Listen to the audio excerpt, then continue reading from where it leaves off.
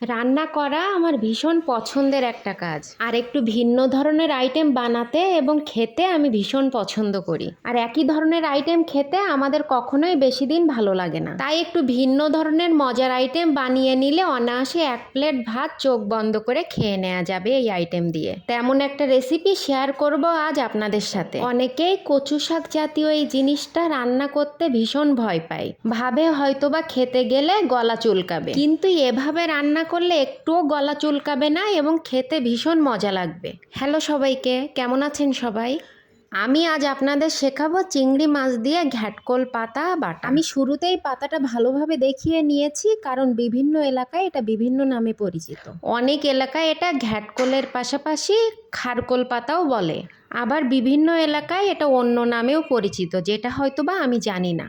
কোন কোন এলাকায় কি কি নামে পরিচিত আপনারা একটু কমেন্টস করে জানাবেন। এই পাতাটা কিন্তু ভীষণ পুষ্টিগুণ সমৃদ্ধ এবং খেতে ভীষণ মজা লাগে, কিন্তু রান্নাটা সুন্দরভাবে করতে হয়। আমি এই শাক থেকে অল্প কিছু পাতা রেখে দিয়েছিলাম বড়া তৈরি করব বলে, আর বাকি পাতা এবং শাকটা কেটে নিয়েছি ছোট ছোট কুচি করে। আপনাদের কারো যদি গলা চুলকানোর সমস্যা থাকে তাহলে অবশ্যই এটা আগে একটু গরম জলে ভাপ দিয়ে নেবেন, তবে এটা ভালোভাবে ভেজে নিলে ভাপ দেওয়ার প্রয়োজন পড়ে না। কড়াই তেল দিয়ে তেলটা ভালো মতো গরম হলে এর ভিতরে শুকনা ঝাল ফোড়ন দিয়ে তার ভিতরে জিরা ফোড়ন দিয়ে নিয়েছি। তারপরে এর ভিতরে কুচি করে কেটে রাখা পেঁয়াজ, রসুন এবং কাঁচা ঝাল দিয়ে দিয়েছি। সুন্দর করে ব্রাউন কালার করে ভেজে নেওয়ার পরে এর ভিতরে শাকগুলা দিয়ে দিয়েছি। একটু এপাশ ওপাশ করে ভেজে নিয়ে তার ভিতরে লবণ এবং হলুদের গুঁড়া দিয়ে দিয়েছি এবং ভেজে রাখা চিংড়ি মাছগুলাও এর ভিতরে দিয়ে নিয়েছি।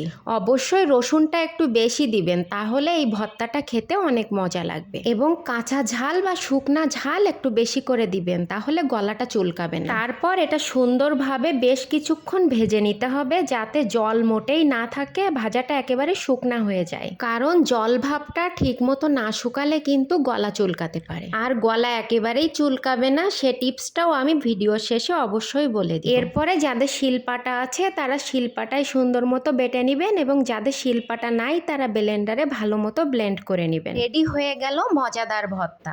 অনেকেই আবার ভর্তাটা রেডি করার পরে কড়াইয়ে হালকা সরিষার তেল দিয়ে ভর্তাটা একটু সুন্দর মতো শুকিয়ে নেন, তাতে ভর্তাটা আরও বেশি মজাদার হয়। যদিও আমি তেমনটা করি না, তারপরেও খেতে ভীষণ মজাদার হয়। এভাবে একবার বানিয়ে খাবেন, দেখবেন বারবার খেতে লোভ হবে। যারা খেয়েছেন তারা তো ভীষণ পছন্দ করেন এই ভর্তাটা, আর যারা কখনোই খাননি তারা অবশ্যই একবার খেয়ে দেখবেন। এর পাতাটা দিয়েও ভীষণ মজাদার চপ তৈরি করা যায়, সেটাও আমি দেখিয়ে দিব পরবর্তী কোনো একটা ভিডিওতে। আর হ্যাঁ, গলা যাতে না চুলকায় সেটা টিপস বলেছিলাম, একটু লেবুর রস ব্যবহার করতে পারেন। আজকের মতো এই পর্যন্ত, দেখা হবে পরবর্তী কোনো ভিডিওতে। ততক্ষণ ভালো থাকবেন, রোমা স্টোরির পাশে থাকবেন।